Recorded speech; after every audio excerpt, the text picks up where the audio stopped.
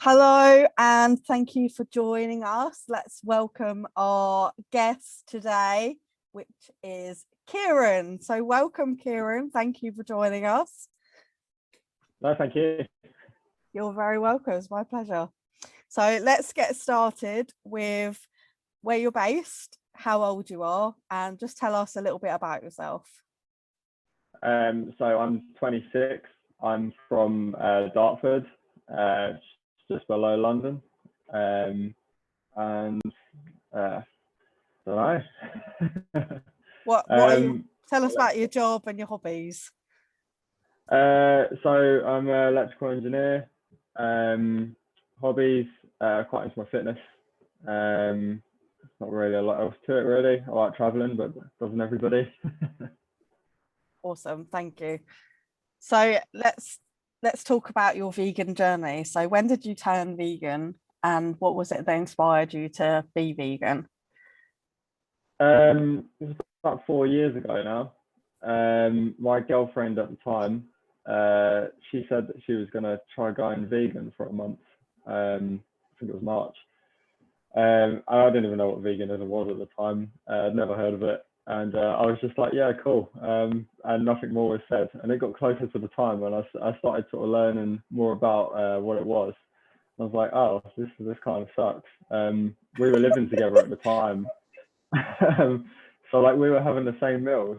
And I was like, oh, so like gonna cook twice, like two different meals. It didn't really make a lot of sense to me. And it was like just a month. And I was like, oh, I'll just do it with you. Why not? And it got to the end of the month, and I didn't feel the need to go back to like basically my old diet. I was just full carnivore, I guess. And I just kind of stuck with it, and it just sort of stuck. I never really looked back. That's awesome. So while you were doing this diet, did you Yeah. did you then go and look into like the animal agriculture or anything like that alongside it? Yeah, so I saw the Netflix documentaries. I don't think this was during the month. I think this was like a few months afterwards. And then sort of over the course of probably the next year, I saw like most of the ones on Netflix and I think Earthlings, which wasn't. And yeah, it just kind of reinforced the like it. So I was just doing it for the hell of it, and it kind of put like um a thought process in place that kind of prevented me from going back. So what was it that like shocked you the most in documentaries that you watched? I think there's a lot of shocking stuff. All right, what was the first bit that shocked you the most? I think it was remember. Just the sort of the carelessness for welfare of the animals involved. It was very shocking. That's fair enough. So when you stopped being eating meat, what was it that was there anything you struggled to like stop eating? Not really. I was never really that attached to food anyway. For me, it's always been, I kind of have to do it. I need energy, and I don't like being hungry, so I just eat. But I don't really, I don't know, not really ever had like an attachment to it or an enjoyment. So it wasn't too difficult. But I've lost my train of thought. What's the original question? Sorry. I had an answer. My question was, what did you struggle giving up, if anything? Yeah, sorry, that was it. The only thing I struggled with, because nothing else was really a problem, was like after a night out, it was like going to get a kebab was like the tradition, and it was a real struggle like to find food at 3 o'clock in the morning that wasn't a kebab.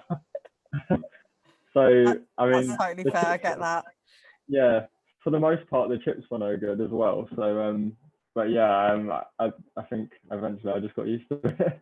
That's very fair. So now, 4 years in, is there anything that you like you wish there was something vegan that isn't? You know what? I think I don't know whether it's just because I've become more awake, or like the products have sort of increased in variety, but I don't feel there's really anything that like now that I can't get like an alternative version of. Oh, okay. I don't know if that was the case back then. I maybe it was a combination of there not being as much and like me not sort of looking for it, but That's fair. So it's good then. It's very good then that you're not a foodie, because you're just not having these same struggles that a lot of people do. yeah, no, I'm very fortunate. Yeah, I'm extremely fortunate. For sure. That's brilliant. So Yeah. how would you say then that veganism has impacted your life? I'd say for like, well, definitely for the better for a start. Diet wise, I feel like I'm a lot more healthy. I feel like it makes me pay attention to what I eat. So there's generally like a lot more like vegetables, healthy foods, as opposed to before, where I just eat basically anything. I kind of was thinking back to the start not too long ago, and I remember my energy levels like went way up when I did that like first month of going vegan. There was a definite difference, like, but yeah, that's probably about it. Well, that's awesome. Energy is great. We all want Yeah, energy, don't we? yeah, exactly. So I know you mentioned you're not really much of a foodie, but is there something vegan that you love to eat?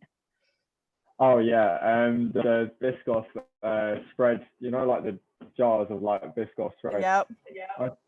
I literally cannot buy them because like it was sit on my like table at work, and it'll literally like I'll start it and then put it to one side and then I'll go back in, and before like 3 hours are up it'll be gone. Brilliant. It can even be as quick as like half hour. So you It's just eat actually an it, ongoing joke just at eat it work. straight from the jar. Yeah. No things to dip it in, just straight like that from the spoon. No, literally just straight in. That's hilarious. I went to a Yeah. in my town where I live, we have a place called Cake Junction. So they sell cakes, but they introduce milkshakes. And Okay. before I was vegan, I used to absolutely like live for like really thick milkshakes, and I couldn't find Yeah. any as a vegan. Oh yeah. So when I went there, I was like so excited because they use like ice cream and then the flavorings, and I quite often would get the Biscoffy one. But when I went, they didn't have any biscuits, and I just so happened to see the jar like Yeah. that they have instead, and I was like, could you just try that instead? And they looked at me a bit weird, and they were like, yeah, okay, I guess so. And then they did it, and the woman the woman herself is vegan, Yeah. and she was like really blown away. She's like, you've just like invented the most amazing thing in the world. This is so much better than Oh, using that's so biscuits. cool. So You know what? I'm gonna have to try that as well. so yeah, definitely, if you've got a blender at home, get some ice cream, some vegan milk, and some biscotti, like what's it called, like spread, that's it. I think it's spread or something like that. Yeah. And then you'll have the best thing ever, like totally, trust me. I used to love milkshakes as well, and actually recently a similar thing happened. I was doing some work on a shop front. We were fitting a sign to the front of a coffee shop, and our workshop was close by. So the guy that owned the coffee shop was like, "Oh, do you want a load of milkshakes like to take back for the boys?" And of course, said yes. And he asked me what flavor I wanted, and I was like, "Oh, you know, I can't have it. Obviously, I'm vegan." And he was like, "Oh, like." Was really keen to find something I could have. Oh, And he ended up going to make something out of, I think it was almond milk and like fresh strawberries, and I'm not sure what else he put in it, but that was so good. that's It wasn't like a lovely. traditional like sugary milkshake, but like I suppose it was more like a smoothie. But yeah, it was very nice. Oh, that's really sweet of them. How considerate. Yeah. How lovely. So this is a random question now, have you ever been involved in vegan activism at all? No, I have not actually. I've I only know two other vegans in real life. Oh One of wow. them I occasionally work with, who is quite heavily involved in veganism activism and also Extinction Rebellion. And he's a very interesting guy. So I spoke to him quite a lot, but no, I've never been sort of involved in it firsthand. Oh bless you. Is it something that you would in the Um, future? no, I don't think it's really me. Right. Yeah, I don't know. I'm a very much a kind of go with the flow person. That's Yeah. fair. It's not for everyone, so that's totally fair. Um, so our last question then is, what is one piece of advice that you would give to somebody that's kind of looking into veganism but it's not quite there yet? Oh, this is a difficult one for me to dish out advice, I guess, because it was so easy for me. I feel like I'd be hypocritical to I don't know.